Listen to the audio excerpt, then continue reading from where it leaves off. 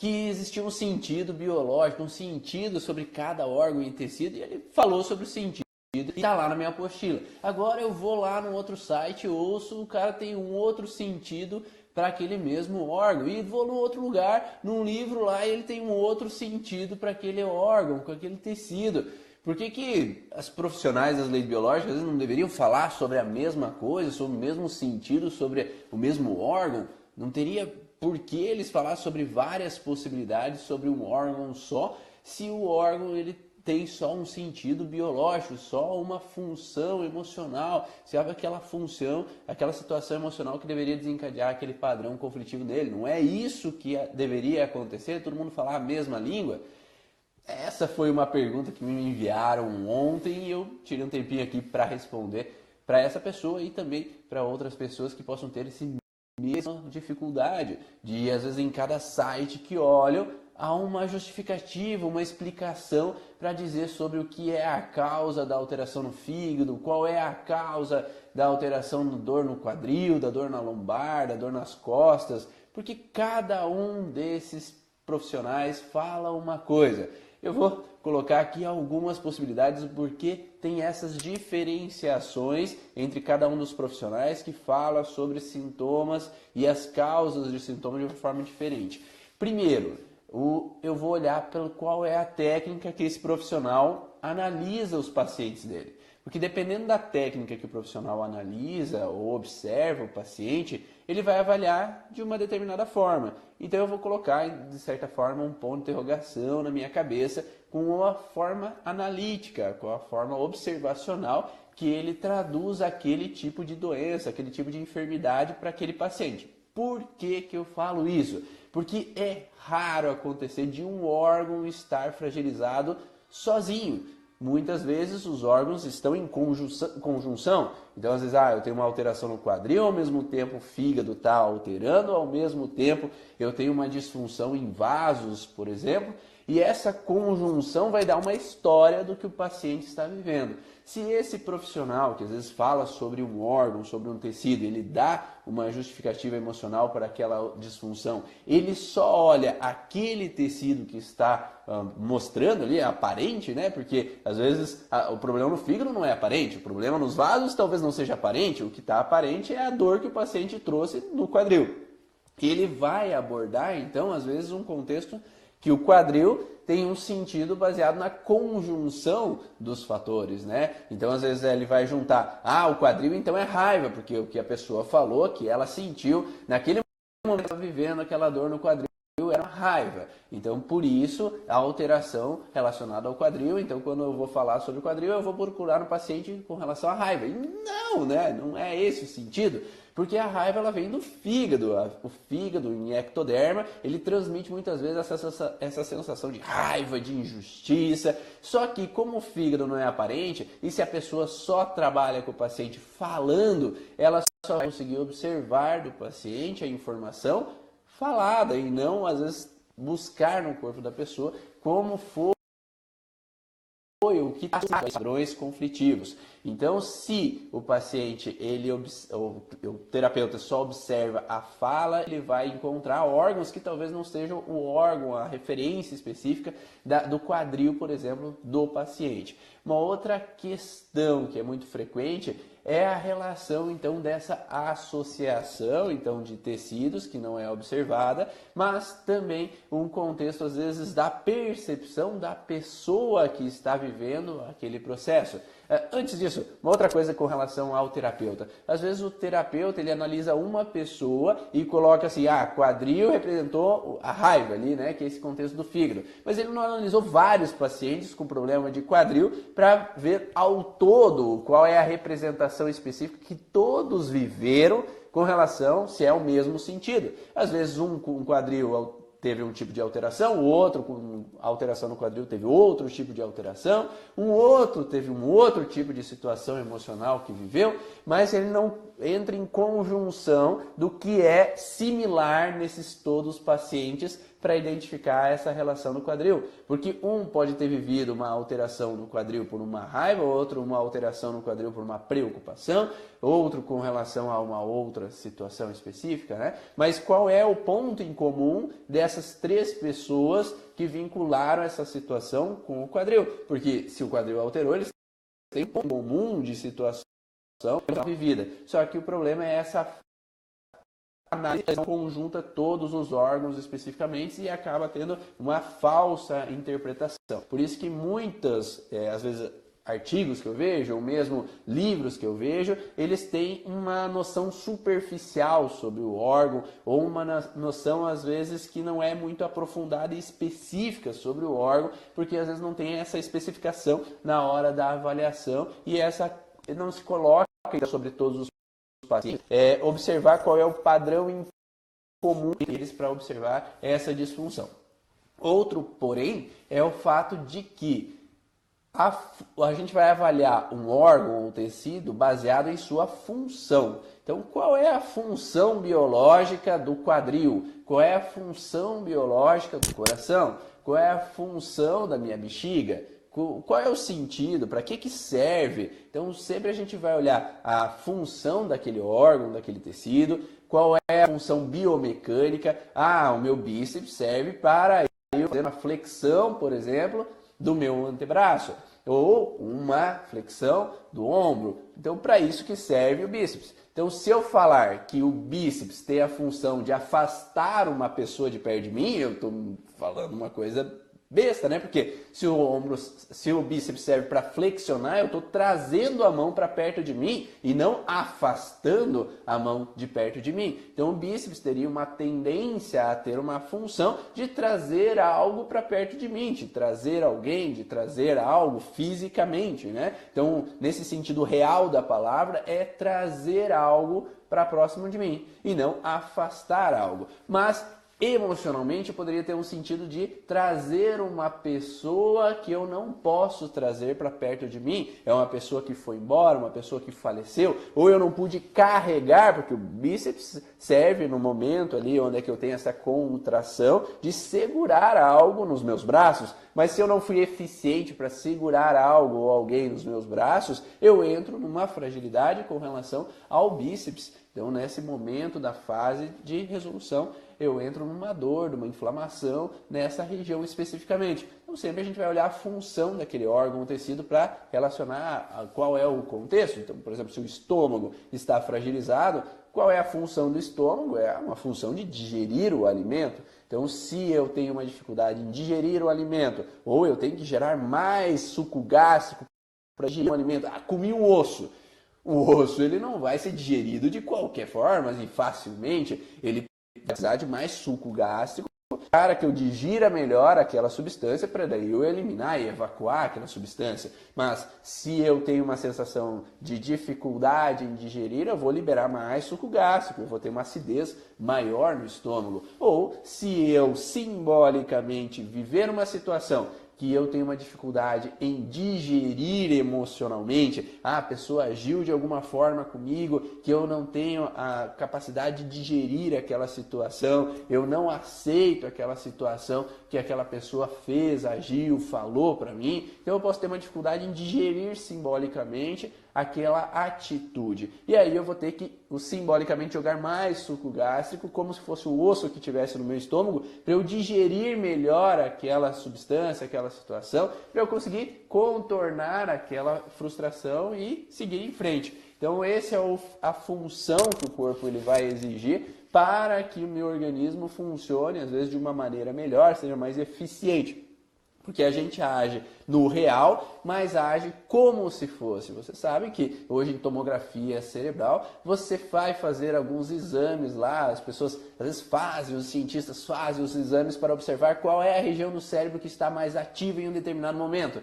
E eles fazem a pessoa fazer um determinado movimento e tal zona do cérebro ela é ativada. Mas quando ele somente pensa em fazer o movimento, aquela mesma zona ela é fragilizada, é estimulada naquele momento. Então não necessariamente a gente viva no real totalmente, mas quando simbolicamente você ativa aquela mesma função, é como se a mesma região do cérebro é ativada. É a mesma coisa do que, às vezes, quando eu vou comer um alimento, eu começo a salivar para melhorar a minha captação desse alimento que eu possa engolir. Mas se eu passo na frente de um restaurante e aquele cheiro daquele alimento que eu adoro, que eu gosto muito, ele vem no meu olfato, eu começo a salivar também. Não necessariamente eu estou comendo, mas o cérebro entende que eu desejo abocanhar e tornar aquilo como meu. E isso vai funcionar, então, fazendo com que as pessoas que têm uma salivação em excesso ou uma falta de salivação, ela esteja vivendo aquele processo de dificuldade em tomar aquilo para mim ou cuspir aquela situação que me é desagradável, porque a saliva também serve para impregnar algo de saliva para eu eliminar. Porque se eu tiver, por exemplo, comido alguma substância que foi desagradável para mim, uma substância repugnante, o meu cérebro vai dizer, enche de saliva isso, porque se tiver pedaços pela boca, eles vão sim, ser impregnados pela saliva e vai ser mais fácil de colocar um bolinho de saliva e cuspir aquilo do que às vezes ficar pedaços na boca que podem me fazer mal. Então eu vou impregnar de saliva também. Como também eu vou impregnar de saliva para facilitar eu engolir e não ficar pedaços na boca. É a mesma coisa que você vai comer uma paçoca. Mais farelos tem na boca, mais saliva vai produzir para eu conseguir impregnar todos aqueles pedaços que estão espalhados de paçoca na boca para que eu possa engolir, que eu possa então jogar para dentro aquele alimento de uma maneira mais fácil, né? E não ficar de pedacinho em pedacinho sendo colocado para dentro do meu corpo. Então isso é uma função. Então a gente, geralmente, quando a gente vai estudar o sentido biológico, né, a origem biológica dos sintomas, nós iremos olhar primariamente o contexto, então, da função daquele órgão, daquele tecido. E aí entra a pergunta principal que a pessoa me fez. Eu estudei com relação a tal profissional, eu fiz o curso de profissional, falando que o quadril significa um contexto de oposição. Sim, uma das funções do quadril, ele pode ser encarado como biologicamente de um contexto de se opor. Não sei se vocês já viram as brigas de touro, né? Quando um touro vai de cabeça com o outro, geralmente ele tem que ter uma potência para empurrar o outro para frente. Porque quem cede, quem recua é o mais fraco. E quem é o mais fraco quer dizer que perdeu a batalha, perdeu o confronto, tem que recuar. E se eu recuo, eu me frustro, porque eu tive que ceder a uma situação. Só que qual que é o principal órgão ou tecido ou membro que vai dar a sustentação posterior para que eu possa empurrar o outro adversário para frente? Nesse sentido, essa oposição ela é freada pelo quadril. Então, quando eu me sinto que eu não fui capaz de me opor a alguma situação, eu não fui capaz de confrontar alguma pessoa, eu tive que recuar, eu tive que ceder ao confrontamento. Eu tenho um sócio que aquele sócio ele quer fazer tal coisa com a empresa, mas eu queria fazer outra coisa com a empresa. Só que às vezes naquele momento eu não tive voz para confrontar o meu sócio, então eu tive que recuar, ceder aquela situação e ainda bancar um dinheiro, sei lá, para aquele investimento que o sócio queria fazer. Então eu não pude confrontar, me opor à situação. Ou eu encaro tem minha irmã mais nova e a gente fica brigando, a gente fica discutindo e eu não posso me opor a situações com ela, porque se eu me oponho e confronto ela, minha mãe vem lá e me bate nós dois, porque a gente tá gritando, que a gente tá brigando, então ela vem e eu sou o errado, porque eu sou o mais velho, eu deveria ceder ao mais novo, que você deve entender melhor como mais velho as situações, então é melhor você ceder, senão todo mundo vai apanhar aqui. Então eu tenho que ceder a situação, eu tenho que me submeter de uma certa forma, né? Então eu me sinto incapaz e por isso as articulações, os músculos entram muito nesse padrão de incapacidade. Uma autodesvalorização, como se eu não me sentisse capaz de reagir a uma determinada situação ou aquela função daquele tecido não está sendo eficiente naquele momento. Então, um dos processos, sim, é esse fator de oposição, que eu não posso me opor, e está certo isso, tá? Mas não necessariamente um órgão, um tecido só tem uma função, ele pode ter mais de uma função. Então não é porque um profissional fala que a função do quadril é a função, que não possam outros profissionais falarem sobre outras possibilidades de função, que, por exemplo, tem alguns profissionais que falam no contexto de suportar o peso do corpo. Então, o quadril é o que vai suportar a base da coluna, do tronco, para que eu não decaia. Então, essa sustentação é feita muitas vezes pelos ligamentos do quadril. Se você vai estudar um pouco de posturologia, se você vai estudar um pouco de marcha, você sabe que existem alguns ligamentos que eles vão ser necessários ali para a estabilização do quadril, para que eu me mantenha ereto. Porque se esses músculos, por exemplo, do quadril não estiverem fortes, os ligamentos não estiverem fortes o suficiente, eu tenho uma postura totalmente oposta daquilo que eu desejo como ereta, ou uma dificuldade em me manter em pé. Então essas musculaturas, elas são extremamente necessárias para manter nós num padrão ereto, de sustentação do nosso corpo. Então se um paciente às vezes chega com dores musculares, às vezes no quadril, ele pode vir de uma situação onde ele está se sentindo incapaz de dar suporte aos meus filhos, porque eu me sinto que eu perdi o emprego e eu não estou conseguindo ganhar dinheiro, não conseguindo sustentar, dar suporte financeiro aos meus filhos.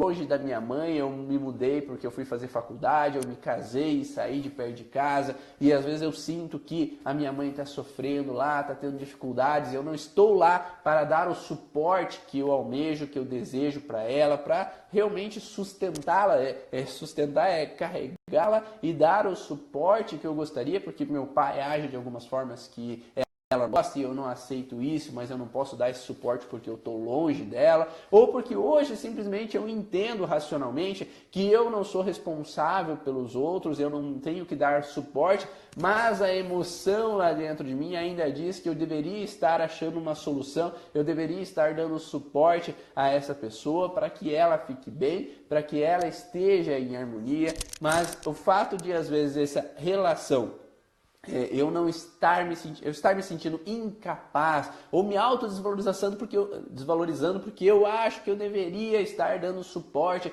àquelas pessoas ou aquela situação, faz com que eu entre então numa fragilidade com relação ao meu quadril. Então eu tenho a relação de eu não ser capaz de me opor, eu tenho a sensação de não ser capaz de dar suporte, e às vezes as coisas podem se fundir, né? Então eu não posso me opor a uma situação de incapacidade e dar suporte às pessoas que eu desejo, que eu queria apoiar, queria dar uma segurança em algum determinado momento da minha vida. Então eu posso ter essas duas coisas andando juntas, né? Essa relação de oposição, essa relação de não ser capaz de dar suporte. Mas lembrando também que no contexto das leis biológicas a gente estuda que o trauma ele pode ser lembrado com relação ao posicionamento do corpo. Então se em algum momento eu me senti desvalorizado pela posição corporal que eu estava vivenciando em um determinado momento, eu posso reativar uma fragilidade naquela região específica do quadril,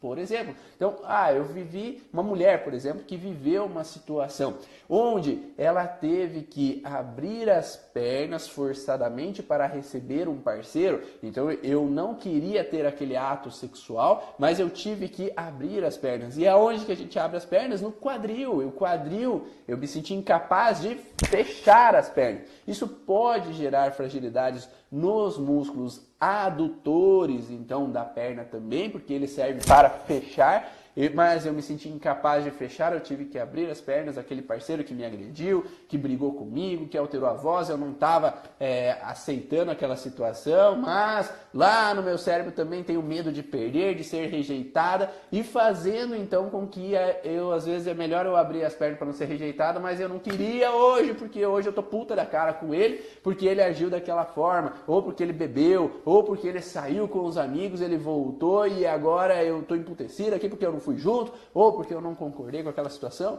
ou mesmo em estado, às vezes, de abuso sexual, onde houve alguma situação onde que a mulher foi forçada a abrir as pernas para ser tocada, ou numa situação de um aborto, onde eu tive que fazer uma curetagem e aquele posicionamento das pernas abertas relembram a situação de frustração daquele momento específico da curetagem, onde que foi arrancado aquele feto de dentro de mim. Então, para a mulher, ela pode viver essa situação de um posicionamento incômodo totalmente, ou mesmo de um exame ginecológico que às vezes foi desagradável. Eu era, às vezes, adolescente, eu não sabia como era e eu não me agradou aquele posicionamento. O mesmo posicionamento do parto, onde houve um grande drama naquele momento, então eu me senti incapacitada e às vezes ter feito uma abertura vaginal o suficiente para que eu tivesse o parto normal. Então eu posso entrar numa frustração com relação à parte de quadril, que eu não fui eficiente o suficiente para que a criança pudesse nascer por vias naturais, e isso pode ser meu, pode ser da herança familiar, onde mulheres podem ter tido uma relação de uma morte de um bebê na hora do parto, e eu me senti frustrada porque eu não consegui abrir as pernas na hora ideal, ou uma mulher que possa ter tido uma criança, um filho antes do casamento, então eu não fui capaz de fechar as pernas para não ter a relação sexual que levou ao surgimento daquela criança, daquele filho, que me gerou então uma frustração, mudou toda a minha vida, eu tive que ir contra os meus propósitos, meus princípios, eu tive que largar minha faculdade, eu tive que fazer isso, aquilo, né? Então são várias as possibilidades. Então a gente não pode colocar no paciente que, você viveu, tu tem uma alteração no quadril, então é isso e pronto e ponto final. Não, às vezes pode ter uma variação, né? Mesmo nessa situação das mulheres, esse contexto de um abuso sexual ou mesmo um aborto induzido pode estar relacionado a não poder me opor também, né? Então eu não pude me opor àquela situação, então às vezes o vínculo inicial pode estar nesse sentido sim, mas pode ter essa relação do movimento, da posição das pernas naquele momento, que me gerou uma frustração, um incômodo ou uma sensação de incapacidade em poder ter evitado aquela situação ou ido contra então aquela situação que aconteceu. Então a gente pode analisar sim o que os profissionais falam, né, para nós, mas falo sempre assim: olhe primeiro a função daquele tecido, se faz sentido com o que você ouve por aí com relação à origem do sintoma. Se aquele quadril ele tem a função então de dar suporte, tem a função de oposição, e agora me falam que você teve uma desvalorização intelectual, por isso tu tem dor no quadril. Para o que é o intelectual? O intelectual é cabeça. Eu tenho que pensar, racionalizar. Então, quadril em tendência não faz sentido, né? Então eu teria uma dor de cabeça, por exemplo, nesse sentido. Tu tá com uma alteração dor no quadril porque você teve um perigo de morte. Não, o quadril não serve para isso, né? Então o quadril não serve para eu evitar uma morte, o pulmão, o coração. Então o pulmão ele tem essa relação de buscar ar. Então eu busco ar para sobrevivência. Então nesse sentido eu vou ter que respirar para pegar mais ar para me manter vivo, mas o quadril não teria essa função de servir para a minha sobrevivência no sentido de um perigo de morte. Então, analise as informações que tu recebe e testa no paciente se faz sentido ou não. Porque se não faz sentido, descarta, né, essas informações, porque talvez, como eu falei, às vezes os profissionais jogam possibilidades sobre algumas coisas que talvez não seja essa possibilidade, não seja esse padrão inicial conflitivo que o teu paciente traz. E daí relaciona, vieram 5 pacientes com problemas no quadril. Os 5 têm um padrão específico de relação com relação a dar suporte, com relação à oposição, com relação a isso, aquilo. Então isso faz sentido, eu anoto ali no minha apostila lá do curso que eu fiz sobre a origem emocional dos sintomas, sobre as leis biológicas, e daí eu começo então a entender que os padrões sejam mais coerentes ou não com os meus pacientes, porque outro contexto é o seguinte, depende muito da percepção do paciente que está ali com a gente. Porque, às vezes, uma criança ela pode ter um tipo de percepção, um adolescente outro tipo de percepção, um adulto, um idoso outro tipo de percepção. Às vezes, para uma criança, ela se sentir incapaz de segurar as fezes porque o pai e a mãe brigam comigo, ele representa uma sensação que eu tenho que fechar as pernas. Um idoso que tem uma incontinência urinária, ele pode ter nessa frustração que ele não conseguiu fechar as pernas para segurar, mas um adulto que não tem incontinência, não perde fezes, não incomoda para ele nesse sentido. Então a gente tem que analisar perante a idade do paciente, o qual tipo de situações ele pode viver ou perceber como frustrantes nesse momento, e também temos que olhar com relação às crenças culturais, as crenças religiosas, as crenças familiares daquele paciente, porque vai depender das crenças que ele traz, também a percepção sobre o sintoma dele. Se ele traz uma crença que quem anda de pé descalço faz xixi na cama, ou quem anda de pé descalço tem gripe, ele vai acreditar naquela informação.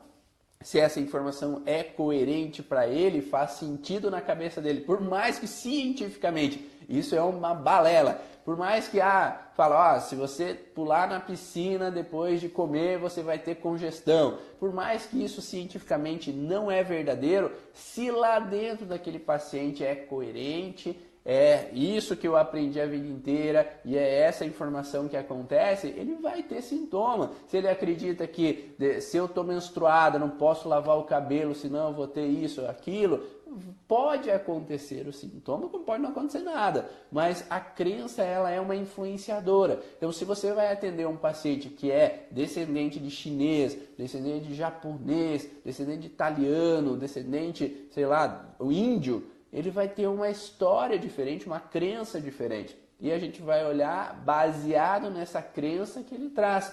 Então a diferença cultural com relação à forma que um muçulmano, uma mulher muçulmana age com relação às situações do dia a dia e uma mulher brasileira age com as situações do dia a dia, às vezes uma muçulmana talvez aceite se submeter mais facilmente às situações e para ela não é tão conflitivo algumas situações. Para uma mulher brasileira se submeter às vezes a alguma situação é complicado, às vezes eu não aceito, eu não concordo e eu não gosto de ter que me submeter a esse tipo de padrão. Então eu posso confrontar mais facilmente aquela situação. Então, olhando esse contexto cultural, a gente pode também direcionar o paciente. Porque eu não posso dizer para uma muçulmana que agora ela tem que quebrar o pau, ela tem que tirar a burca dela, agora tem que comprar o homem dela. Não, né? Porque está totalmente indo contra a cultura dela. Ou que uma mulher que seja uma mulher religiosa, né, relacionada à religião católica, que agora ela tem que então lidar e confrontar com a igreja, que aquilo tudo que ela ouviu a vida inteira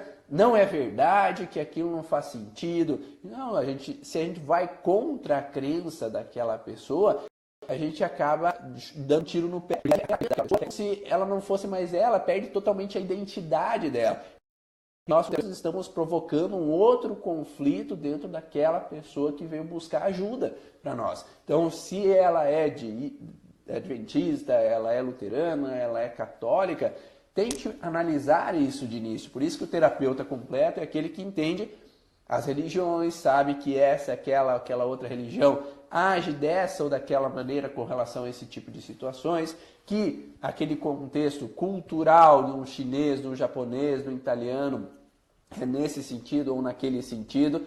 Por isso que às vezes a pessoa age dessa maneira, nesse tipo específico de situação, e nós temos que realmente, como terapeutas, ouvir o que o paciente tem a nos falar e achar possibilidades baseado no que para ele faz sentido. Porque se para o paciente não faz sentido eu falar para ele que ele precisa fazer uma oração de despedida com relação a um ente querido que faleceu, não adianta eu falar para ele fazer um ato simbólico de despedida, mas se a pessoa já morreu, não tenho como me despedir daquela pessoa, para mim aquilo já está resolvido, ela já faleceu, ou para aquelas pessoas que acreditam que a morte é uma felicidade, porque enfim ela saiu desse mundo caótico, que ela agora está no reino do céu e agora ela pode viver em paz. Então, para aquela pessoa, o luto não é um problema, porque hoje ela acredita que aquela pessoa foi para um caminho melhor. Então, é diferente o contexto religioso perante essa pessoa aquela. Então, por isso que, respondendo aquela perguntinha que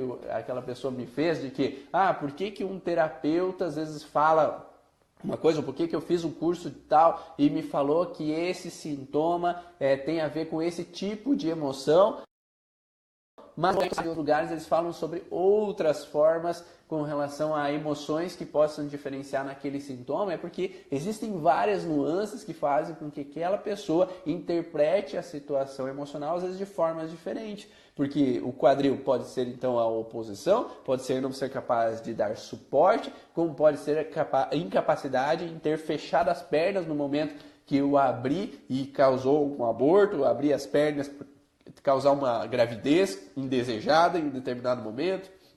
Então o quadril ele pode servir para funções, mas a base é olhar então qual é a função real, biomecânica, fisiológica daquele músculo, daquela articulação, daquele ligamento, daquele órgão especificamente, para daí relacionar ao porquê que aquele paciente faria sentido essa situação emocional causar uma disfunção naquele órgão tecido e depois analisar esse sentido de como ele vive, a história que ele vive, a cultura, a religião que ele vive, se faz sentido ou não, porque às vezes, como eu falei, para uma mulher provocar um aborto, às vezes se eu tenho que aquele não era um bom momento mesmo, aquela época que eu engravidei era uma fase ruim, eu não ia ter suporte, então para ela foi tudo bem, às vezes tem mulheres que provocam aborto e tudo bem, passou, já foi, acabou e segue a vida, tá? Porque não era um bom momento, não era uma boa situação naquela época. Mas para alguém que tem um contexto religioso muito forte,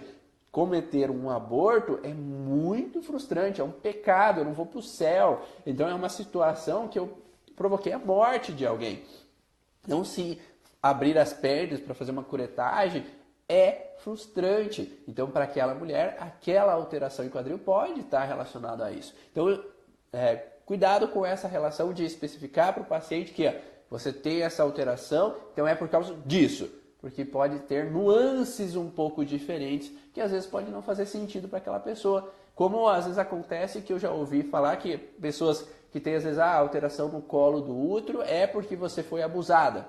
E não necessariamente, pode ter outros contextos. Então cuidado para ir direto a essa informação com o paciente, porque às vezes tu pode criar uma falsa memória de um trauma para aquela pessoa. E daí, às vezes, ela vai correr atrás para buscar quem foi o abusador dela e criar uma obsessão com relação a uma coisa que não foi real, que você implantou na cabeça do teu paciente.